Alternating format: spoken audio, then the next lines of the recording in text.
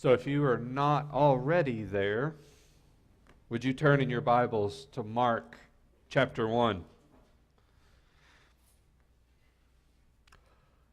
Listen to the words out of Mark chapter 1, verses 14 and 15. After John was put into prison, Jesus then went into Galilee, and he began proclaiming the good news of God. And he said, "The time has come. The kingdom of our God is near. Repent and believe the good news." When I was in college, I had the opportunity of working multiple different jobs, doing whatever I could to make a little bit of money. And one of the jobs that was most formative in my time there was to work for a outdoor Christian education camp. This was a specific camp where kids and families and adults and churches got the great opportunity to come and to swim, to come and to ride canoes, to come and to shoot bows and arrows, and to come and do a ropes course, and just to get outdoors and spend time with their families or their churches, and just to get to experience God in a very unique way. And as my time of working there, one year, the director came to me and said, "Justin, you're going to be here this summer. We're so excited about that." And he said, "Since you're going to be here, would you consider taking over the certified pool technician job?" And the camp, they had two different pools, both about 140,000 gallons in size. And for any camp, the pool is the signature feature. Because how many kids do you know that go to camp want to go and not get to swim in the swimming pool, right? So this was such an important aspect for the camp to have. And I thought, well, there's nothing I can't learn how to do. I don't know much about pools, but I'll certainly do it. They'll pay me a little bit more money, and so this is going to be a great deal. Little did I know the work I was getting myself into. And so to be a pool maintenance guy, to be over all of that, you have to actually be certified.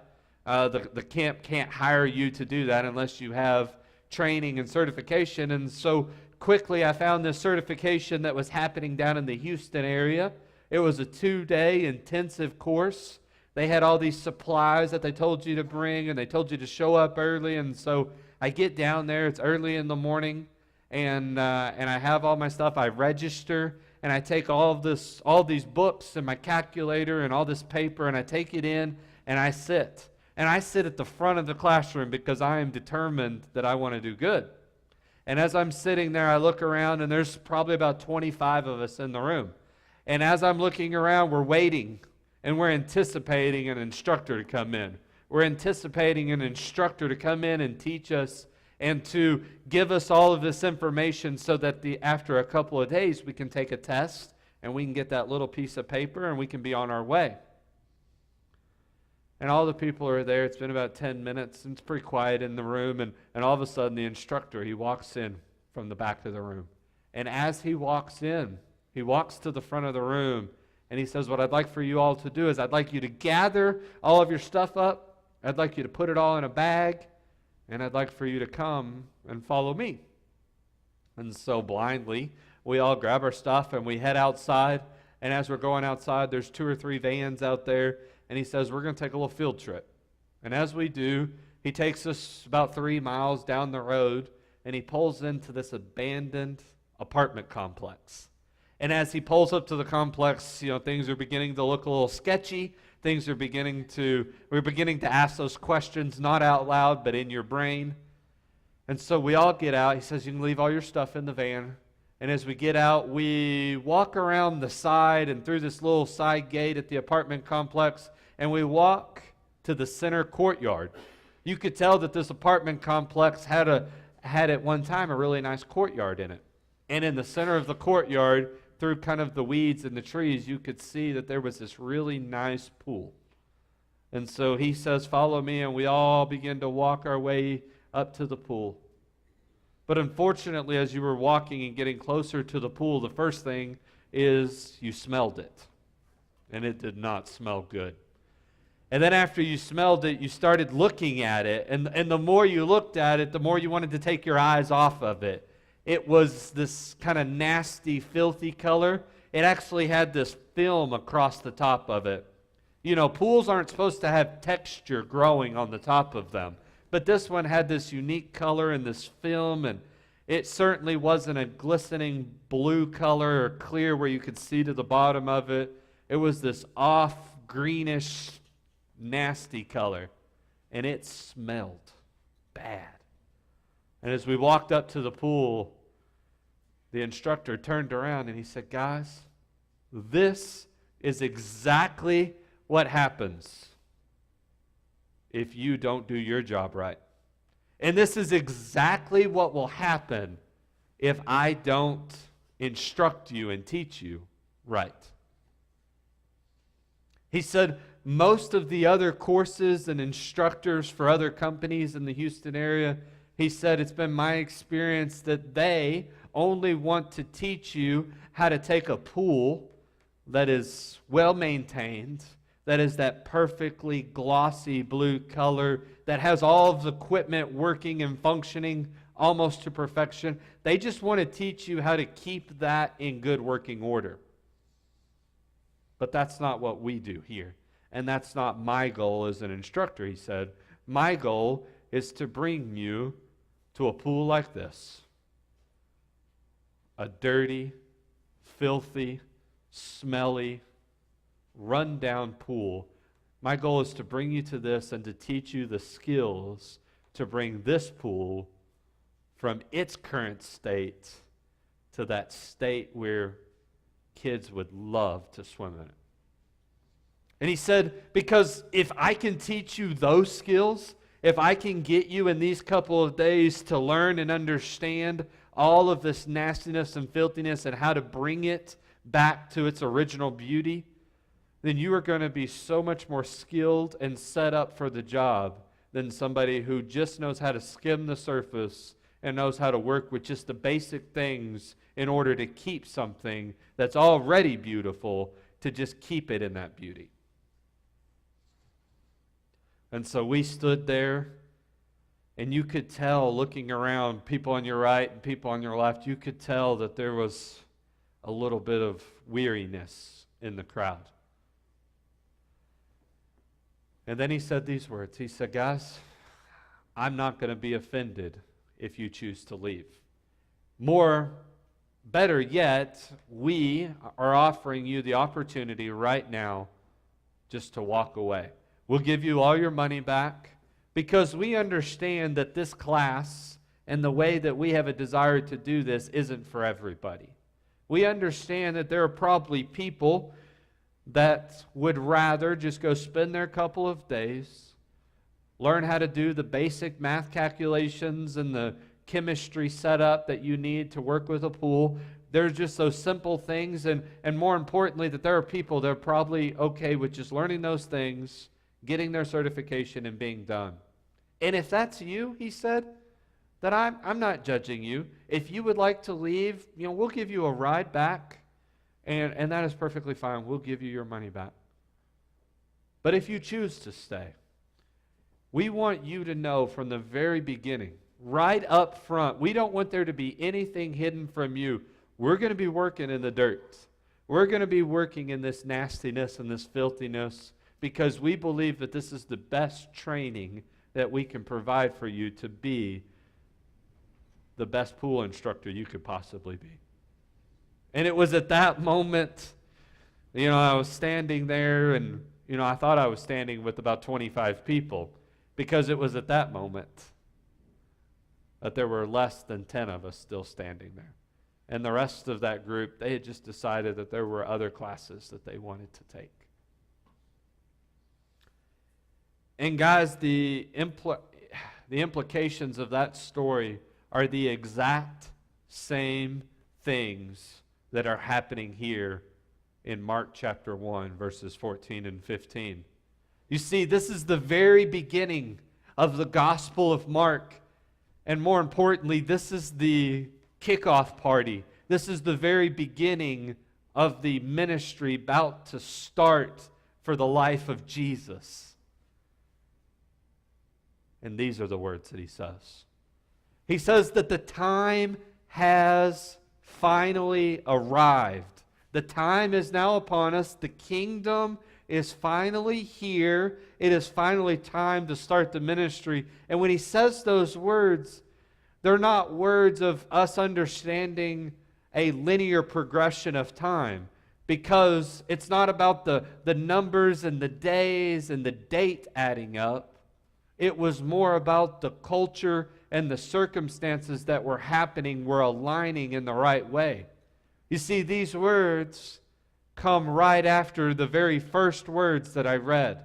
And those very first words were, and John was in prison. You see, everybody of that day knew exactly who John was. They knew exactly that this was John the Baptist. He was the one who came to prepare and to set forth the way for the Messiah to come. Whether you know this or not, there were multiple people of the day who were claiming to be the ones to prepare the way. And so John the Baptist was not the first one that had come in people's lifetime saying, I'm the one here to prepare the way. And as you could imagine, if you had heard multiple people do that in your lifetime, you'd probably be pretty skeptical. And so what was happening was everybody from a distance was watching and listening and hearing around town and around the community the story of this guy named John the Baptist. And what's unique about this situation is that John the Baptist did exactly what he was told to do. He did it exactly the way he was told to do it. And he endured the reward for his faithfulness. And his reward was to end up in prison. And you see, when it says that he was in prison, this wasn't a 2-day stint in the local cell where he would have world-class meals and television and books to read. When it says that he ended up in prison, this was everybody listening and hearing about this guy, hearing that basically his life was over. He was about to spend what was left of his life in a prison cell. And you see, this is exactly the time that prepares the way for the ministry of Jesus to start. Because this is Jesus coming on the scene and saying, listen, I'm not here to start this grand revolution where everybody's going to gain all of this power and all of this authority and all this prestige, but more importantly, the ministry that I'm about to start is one that's very unique and very different. Because the guy who has prepared the way for me, the guy who has started everything rolling, he has now been put into prison. And what this says before we even move to the next few verses is that this says Jesus is making sure, like that instructor did when I was standing there that day, he said, listen, Jesus is making it very clear to the people, if you want to follow me, I want you to know everything before we even get started. I want you to understand the severity and the gravity of the situation before I'm even about to kick off the ministry that God has appointed and anointed me for. And those people who were there that day would have known and would have been watching this guy and hearing about this guy named John the Baptist and all of the things that he was doing and how he was doing them. And if they would have seen him end up in this extremely powerful position or if they would have seen him end up living in the wealthiest of homes, if they would have seen him living the life that they had all hoped and dreamed for, then you can absolutely be sure that anybody and everybody and their brothers and sisters would have been willing to follow Jesus, because there would have been something really special to gain out of it. But that's not what happened. John the Baptist did exactly what he was told to do, exactly how he was told to do it. And unfortunately, but fortunately also by the grace of God, he ends up in prison. And we know further along in the story that he ends up dying in prison in a very martyrous way. And so Jesus is coming on the scene and he's saying, listen, I want everybody to know, as I'm about to start this ministry, that the time has come, and the time is now ripe, it's now ready, and it's now perfect for the ministry that I'm about to kick off, because it's all predicated on this life and death and ministry of John the Baptist. And so we get into this very next passage of Mark chapter 1, verses 16 through 20. And this is what it says. It says that the call to follow Jesus, the call that Jesus gives to his followers and says, come and follow me, is not a call to power. It's not a call to prestige, nor is it a call to popularity. But the call to follow Jesus is a call to sacrifice. And he begins here with a man named Simon Peter. And so listen as I read, starting in verse 16. As Jesus, as he walked beside the Sea of Galilee, he saw Simon, also known as Simon Peter. He saw him and his brother Andrew, and they were casting a net out into the lake. Why? Because they were fishermen. And Jesus says, come and follow me, and I will make you fishers of men. And at once they left their nets and they followed Jesus. You see, Jesus is not saying, listen, come and follow me and I'll give you a better job. So many times, that's what we want the Lord to do. We want the Lord to give us more stuff. But unfortunately, Jesus is here predicated on the environment and the circumstances of everybody hearing about John the Baptist. And he says, listen, are you desiring to come and follow me? I would invite you to come and to be one of my disciples. And Peter, who is a fisherman, that means he spends all of his waking time trying to be the best fisherman he could possibly be. This doesn't mean that he was a fisherman by recreation, that a couple of days, a month, he takes his boat out to have fun as a hobby to fish. This means that Peter had one job. He had one source of income. He had one opportunity to provide for his family and his community, and that was to be a fisherman. And Jesus steps on the scene, and he says, if you want to come and follow me, you're going to have to give up the only job, the only identity that you have as being a fisherman, and you're going to have to come and follow me. And Jesus makes a promise to him. He says, listen, if you'll do that, then I'll make you fishers of men. And here's the best way that I can illustrate this for you. Imagine somehow, whether you inherit it or save it or through whatever means, in your hand right here, you have a stack of cash. Let's just say you have $10,000 in your hand. And your choice with that $10,000 is that there is a surefire investment that you know about. And you can take this $10,000 and you can invest it into a market, and you can return back on it here in a few years, and you're going to get $20,000 back. And I want you to imagine that Jesus comes on the scene and he says, listen, that's a great $10,000 you have in your hands. And that's probably a really good idea to take 10 and to put it into an investment and to get 20 back. But I want you to do something different. I want you to take that 10,000 and I want you to put it into my kingdom. And you're not going to get 20,000 back. But if you put your 10 into my kingdom, you'll get an eternal and a spiritual reward that will be far greater than anything you can imagine.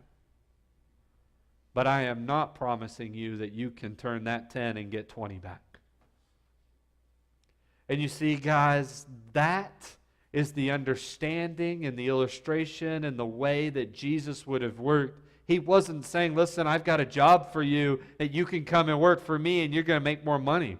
That you're going to make it in a better way to provide for your family and your community, and that everything is going to be good. No, he was actually saying exactly the opposite. You've heard of this man named John the Baptist. He came and followed me. He did exactly what my Father told him. He did it the exact way that my Father told him how to do it. And look at where he's at. He's exactly where my Father wanted him. And that is what I'm calling you to. I am calling you not to power, not to prestige. I'm not calling you with a popular message. I'm calling you to follow me, which means sacrifice. Are you willing to give up your life to come follow me? And the sweet words are the words that they said at once. And guys, this is something that I think about often. So many times you and I can spend so much time thinking that we'll think ourselves right out of what the Lord tells us to do. And it says that at once. That means that the Lord spoke to their heart, and they obeyed, and they gave up their jobs, and they came and followed Jesus. And then you get a little bit different of a story, because not only does he talk to them, but look a little bit further in the next few verses, starting in verse 19. It says that now Jesus had gone a little bit further, and he saw somebody else. He saw James, son of Zebedee, and he saw his brother, John, and they were in a boat, and they were preparing their nets. And without delay, Jesus, he called to them. And it says that they left their father, Zebedee, in the boat with the hired men, and they chose to follow Jesus as well. And this idea of these two men, James and John, deciding to leave their father. I mean, think about who their father represents in their life. Their father is a source of love. Their father is a source of accountability. Their father is a source of provision.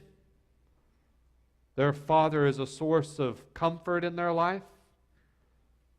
I mean, they had the desire to go each and every day and work with or work for their father who was out there, a man that they had known all their life. Could possibly be their best friend in their life. Certainly a man of some type of worth in their life. And Jesus steps on the scene. He's already talked to Peter and Andrew and said, I want you to follow me, and you're going to have to leave your jobs. And now he steps into the scene of James and John, and he says, listen, if you're going to follow me, you're going to have to give up your family. And guys, this is so hard, because this is the comfort level that Jesus invades in your life. If you want to follow Jesus, then you're going to have to step out of the things that seem most comfortable. You're going to have to step out of those pair of shoes that are so well worn and so perfectly worn that almost they feel like pillows on your feet. You're going to have to step out into a realm and into a world of following Jesus that is not one of power or prestige or popularity or probably even comfortable. Because that was the call that Jesus placed on their lives. It was a life of sacrifice, a life that each of these disciples knew very well that they may never return to getting to see their family, to getting to see their friends or their loved ones. They may never return to the thing that they loved doing the most, which was fishing. They may never return with thousands upon thousands of dollars in order to provide for their family, but there was something intoxicating about Jesus. There was something that he was able to look in their eyes, and they knew that if they were to follow him, that he would love them, that he would provide for them, that he would become their friend, that he would be everything that he needed to be. And they were willing to sacrifice their life to follow Jesus.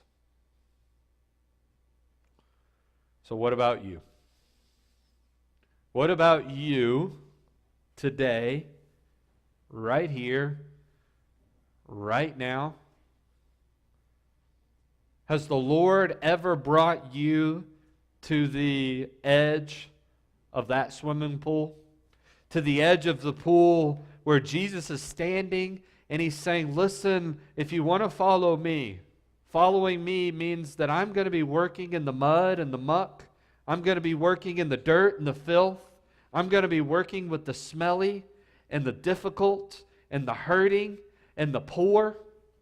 You see, a ministry to follow Jesus is not one of position that places you in a powerful place that is all about popularity. The message of Jesus was not one where there were hundreds of thousands of people around that were all flocking wanting to be followers. And when Jesus brought you to the edge of the pool and said, are you willing to stick here with me and follow with me? Did you answer that call? If you have answered the call to follow Jesus in order to gain something from this world, and guys, gaining from this world isn't always a monetary thing. If you chose to follow Jesus because every family member you knew was a follower of Jesus, and so you just wanted to be a part of that, if you have chosen to follow Jesus because you were raised in a religious tradition, maybe a church or a community, and really it was uncool, it was unpopular if you weren't part of that. If you chose to follow Jesus because you wanted to look good, or you wanted people to think good about you, or you wanted to have more money, or you wanted to have more power, or you wanted to have more clout in this world,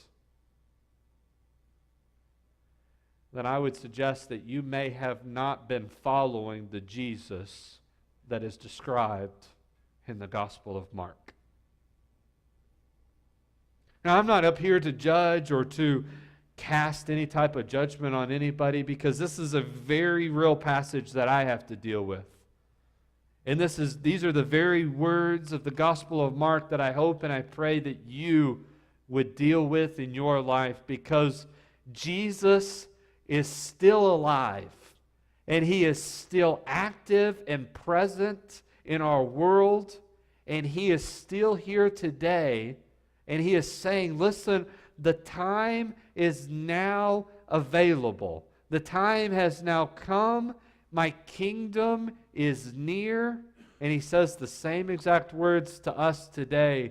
And he wants you to know, just like he wants me to know, that a life of following Jesus is not going to be one that's easy. It's not going to be one that's full of vacations and fun and excitement.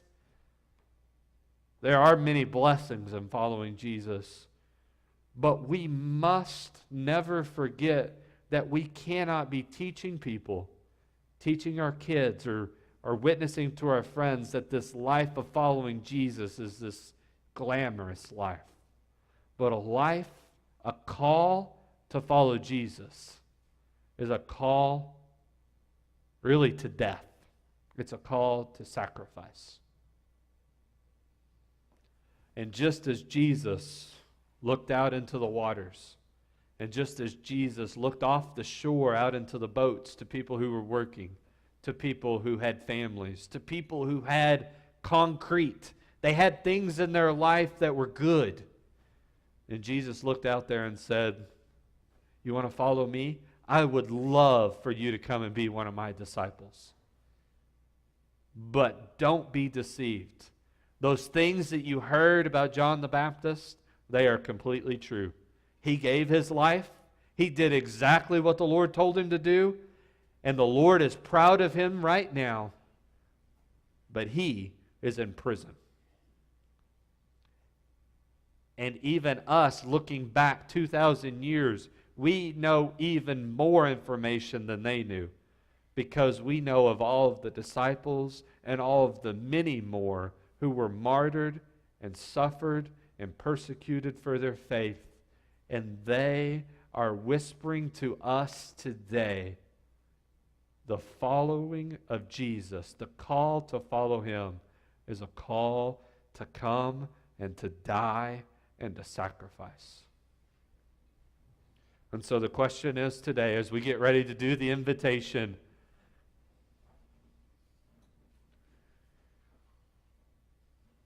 the time has come. The kingdom is here. Jesus hasn't come back yet. And the call is to come and follow the Jesus that is written about in the Gospel of Mark. The call to come and to die and to give your life not knowing what you're going to get in return. And that's okay, because he alone is faithful. And so if you want to come and follow Jesus today, if that's a decision that you want to make, if that's a decision you want to make public before other people, then I would highly suggest that today be that day. Would you stand and sing with us today?